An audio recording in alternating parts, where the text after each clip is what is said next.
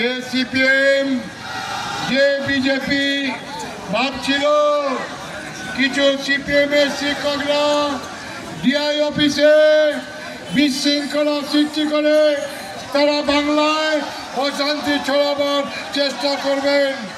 কান খুলে শুনে রাখুন, তৃণমূল কংগ্রেসের ধৈর্য আছে, একদিনে আপনাদেরকে বাংলা ছাড়া করে দেবে।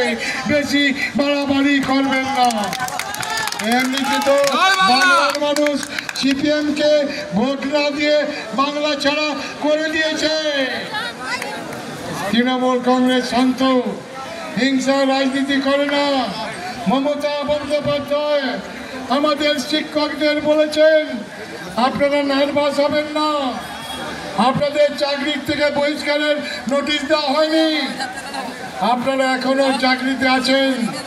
পশ্চিমবঙ্গ সরকারের মুখ্যমন্ত্রী হিসাবে মমতা বন্দ্যোপাধ্যায় 26,000 শিক্ষকের দায়িত্ব নিয়েছেন। তিনি তাদের পরিবারের পাশে থাকবেন, তাদের পাশেও থাকবেন।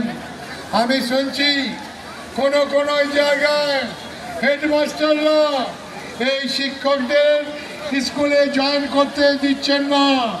কোন স্কুলের হেডমাস্টার, তার নাম নথিভুক্ত করুন, আমাদের কাছে নাম পাঠান।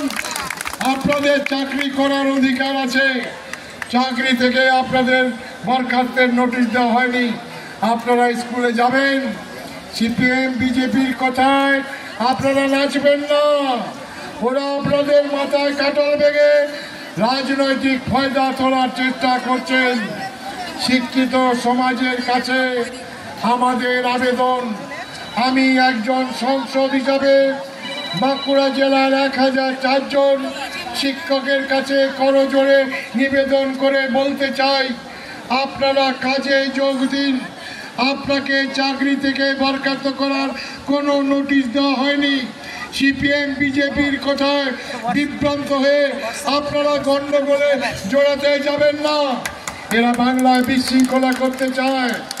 এরা পঞ্চায়েতে হেরেছে, গ্রাম পঞ্চায়েতে হেরেছে, পঞ্চায়েত সমিতিতে হেরেছে, জেলা পরিষদে হেরেছে, বিধানসভায় হেরেছে, লোকসভায় গরু হারা হেরেছে। এদের সঙ্গে মানুষ নেই, এদেরকে মানুষ বিশ্বাস করে না।